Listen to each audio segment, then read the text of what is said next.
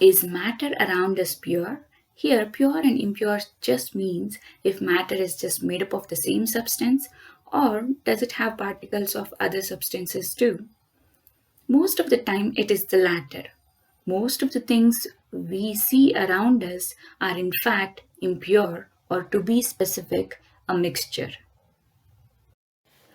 Here are the objectives of this particular video: to understand pure and impure substances, to understand the types of mixtures, solutions, suspensions, and colloids, to compare solutions, suspensions, and colloids. We will basically be looking at classification of matter again. We do know that matter is made up of small particles, right? So let's say I take a matter or a particular substance, and if I'm capable of physically separating those particles present in it, then I will call it as a mixture. If I cannot physically separate the particles in it, then I would call it as a pure substance. In case of a pure substance, if I'm capable of chemically decomposing it or splitting the particles in it, then I would call it as a compound. If I cannot chemically split it, then I would call it as an element. Let us look at some of the examples for elements and compounds. Examples for an element are hydrogen, oxygen, ferrum or iron, and sulfur, phosphorus, etc. Example for compounds are water, common salt or sodium chloride, hydrochloric acid. Let us look at mixtures now. In case of a mixture, if the composition is uniform, then we call it as a homogeneous mixture. If it is not uniform, we will call it as a heterogeneous mixture. Examples for homogeneous mixture are salt in water, some alloys. Alloys are basically mixture of two or more metals. Examples for heterogeneous mixture are sand or sawdust in water.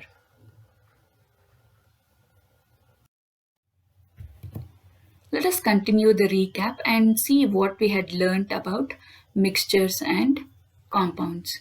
To start off with, elements or compounds just mix together to form a mixture and no new compound is formed. When you mix ferrous or iron and sulfur, you are going to get a mixture of ferrous and sulfur. That's about it. This is a physical combination. In case of a compound, elements react to form new compounds. If you mix ferrous and sulfur chemically, you're going to get ferrous sulfide or FeS, which is a new compound. Next one, a mixture has variable composition. If you want to mix hydrogen and oxygen, it can be in any ratio for that matter. It can be 2:1, 2:2, or 4:2. It depends. Whereas the composition of each new substance in a compound is always fixed. If you want to make water, it should always be in 2:1 ratio. H2 and O2 should also always be in 2:1 ratio. Only then will you be able to create water. Moving on to the next one. A mixture shows the properties of the constituent substances. Like for example, the physically combined Fe and S will show the property of Fe and S. The individual properties are intact. So you can take a magnet and separate the ferrous or iron from this mixture. The new substance has totally different properties. So the FeS formed here or ferrous sulfide formed is completely different, as in it does not have the property of Fe or S. You cannot use a magnet to separate ferrous from this particular substance. Fourth one, the constituents can be separated fairly easily by physical methods. Like I already told, you can just use a magnet or any other physical technique to separate the constituents. Whereas in case of a compound, the constituents can be separated only by chemical or electrochemical reactions. Just means that simple physical methods cannot be utilized to separate the elements in a compound. We already looked at classification of mixtures, right? That is homogeneous and heterogeneous. How about looking at it through a different perspective altogether? So this is how we are going to look at it. We are going to look at what state these components are in and then how do they interact with each other. Let us understand about these types of mixtures like solutions, suspensions, and colloids. Today, let us try to understand solutions, suspensions, and colloids using materials that we find in our daily life. Let us understand what is a solute and a solvent to begin with. Here are some substances like salt, sugar, flour, and water. Salt, flour, and sugar are in solid state, and as they have the tendency to disperse in a medium like water, let us call these as solutes. Coming to water, do we not use it to dissolve certain substances in it? Hence, it can be called as a solvent. Mind you, there are many more solutes and solvents like these. To go about this experiment, you need a few materials, and now it's time to see how these solutes interact with the solvent that we have taken, which is water. Let us start off with salt. When you add salt to water, let us see what happens. You add salt to water and you stir it well to dissolve it. So, what do you observe at the end?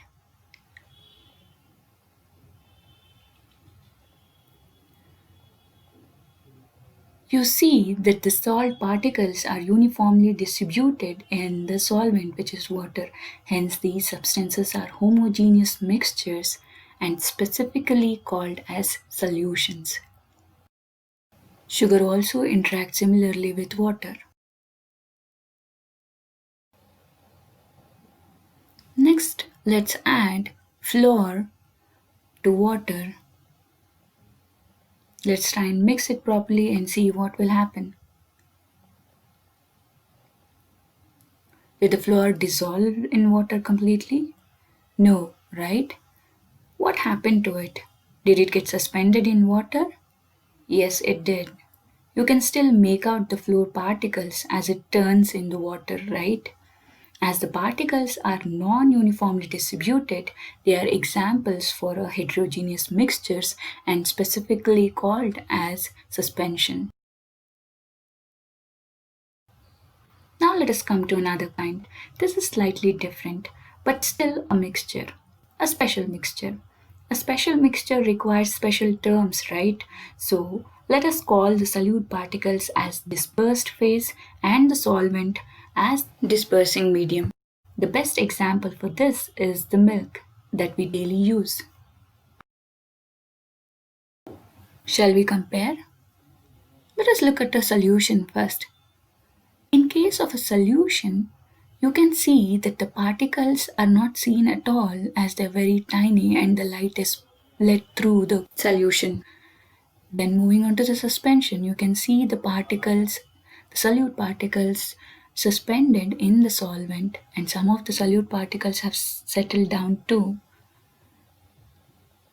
Then moving on to the colloids.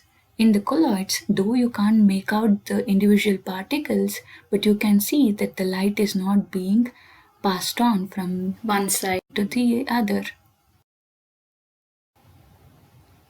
Now let's try to filter these. First the solution, then the suspension, then at the end, the colloid. As you can see here, you can separate the solutes only in case of a suspension and not in case of solution or colloids. As the particles in solution and colloids are too tiny to be separated by a filter paper. Even before we get up close with the mixtures, let me just remind you a few things. We need at least two substances to make a mixture. Let me also tell you that these two substances can belong to any three states of matter that we have already looked at. With this as the background, let us get a closer look at solutions, suspensions, and colloids. Let us start with solution first. Here you can see how the solute particles are uniformly distributed throughout the solvent to make a solution. Then comes the suspension. In here you can see the particles are suspended in the solvent and they're not uniformly distributed in the solvent, and hence it is called as a suspension. Let us see the colloids. Here you have a colloid where the dispersed phase is something similar to solutes and dispersion medium is something similar to your solvents. And look at how it is still suspended too, and it is still non-uniform. Hence, colloids are also heterogeneous mixtures. A solution need not be always solids and liquids. It can be solids and solids like alloys, a mixture of metals, or a gaseous solution like air. Let us look at few more examples. Tincture has iodine in alcohol. Alloys are a homogeneous mixture of metals with other metals. Soda water is carbon dioxide dissolved in water. I say solutions are homogeneous. You may ask how, but ask yourself this. When you make a salt or a sugar solution, doesn't it taste the same from no matter which part of the container you pick it up from? Here you can see how evenly the solute gets distributed in the solvent. So how do you get to know how much of a solute does a solvent have? So for something like that, you need to understand concentration. So let us try to understand concentration a little better. Here you can see two beakers, one on your left and one on your right. If you observe, you can see that both has the same solutes and same solvents. So what is the difference then? Look at the amount of solutes and solvents in both cases. You will observe that there is more solute in your left hand side beaker than on your right hand side. The right hand side beaker has more of solvent. Hence, we will call the left hand side solution as concentrated, whereas on the right hand side we will call the solution as a dilute solution. We have come to a point wherein we need to understand how to find out the concentration, and this will come in handy then. So if you need to find out the concentration, all you have to do is divide amount of solute by amount of solvent or amount of solute by amount of solution. So if it is mass by mass percentage of a solution, you need to divide mass of the solute by mass of the solution into 100. If it is mass by volume percentage of a solution, you need to divide mass of a solute by the volume of the solution into 100. Let us try to understand it using an example. So if I say a solution contains 100 grams of water and 30 grams of sugar, and if I want you to find out the mass by mass percentage of a solution, how would you go about? You need to know the mass of the solute, which is nothing but 30 grams, and the mass of the solution is nothing but the sum total of solvent and solute, which is nothing but 100 plus 30, which is 130 grams. So mass by mass percentage of the solution is nothing but 30 divided by 130 into 100, which is nothing but 23.02%. So if at all I say that 100 ml of sugar solution has 30 grams of sugar, and if I want you to find out mass by volume percentage of this solution, how would you go about? You need to just simplify that in this particular formula and you'll get the answer. So mass of the solute is 30 and the volume of the solution is 100 into 100. So I'm gonna get 30%. What will happen if I keep adding a solute to a solvent? Have you ever tried it? Let us see. We already know by now that a solute dissolves in solvent because the solvent has space between its particles. So if all the space is occupied, what do you think will happen? Correct. The solute will stop dissolving and we call this as a saturated solution. The amount of solute in the saturated solution at this temperature is called its solubility. If the amount of solute is lesser than the saturated level, then the solution is called as unsaturated solution. Do you know if at all we keep increasing or decreasing the temperature of a solution, the saturation level and the solubility level will also vary. The solute particles are so tiny that you can't filter it out, just like the salt solution, which can't be filtered.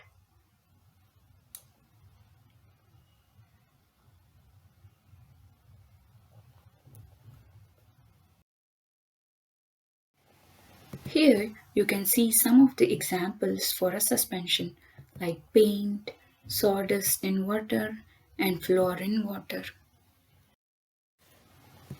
Here are colloids. Here is an example of a colloid that we daily see. It seems homogeneous, right? But in fact, it is heterogeneous. But the particles are so small that we can't make out that it is heterogeneous. Now it's time to confirm whether colloids are really homogeneous or heterogeneous.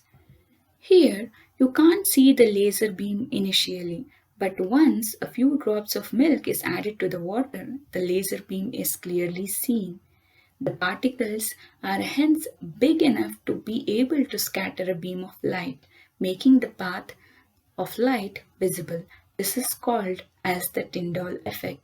This does not happen in solutions as solute particles in solutions are very small to scatter light. Whereas in case of a suspension, it so happens that initially there will be a lot of solute particles suspended in the solution. So hence the light will not be allowed to pass through and it will stay opaque. As the time passes by, some of the particles will start settling down and hence the number of particles or solutes in the solvent will reduce and hence it will be able to scatter light. And later on, when most of the solute particles have settled down, it is just solvent right in here, hence it will let the light pass through and won't be scattering light basically. Here you can have a look at different types of colloids made with different dispersed phase and dispersing medium. Like I already told you, the states of these can be anything as such. You can pause and take a look. Let us see what we have learned till now, which is basically the comparison of the properties of solution, colloid, and suspension. We will look at different properties that we have already learned with respect to all the three. Let us start with particle size. The solute particles are less than 1 nanometer in case of a solution, and that is the reason we can't see it. In a colloid, it is 1 to 100 nanometer, whereas in a suspension, it is more than 100 nanometer, and that is why it is very clearly seen. Let us look at the appearance next. The solution is very clear to look at, whereas colloid and suspension are cloudy to look at. Then comes the separation. Solution does not separate. Colloids do not separate, whereas suspension separates or settles. Basically, if you leave a muddy water for some time, the particles do settle down, right? Then filterability. Solution passes right through the filter paper. Colloids passes through the filter paper. Whereas particles in a suspension do not pass through the filter paper, and that is why you can separate it from the solvent. Next is effect of beam of light. Solution lets the light pass through it.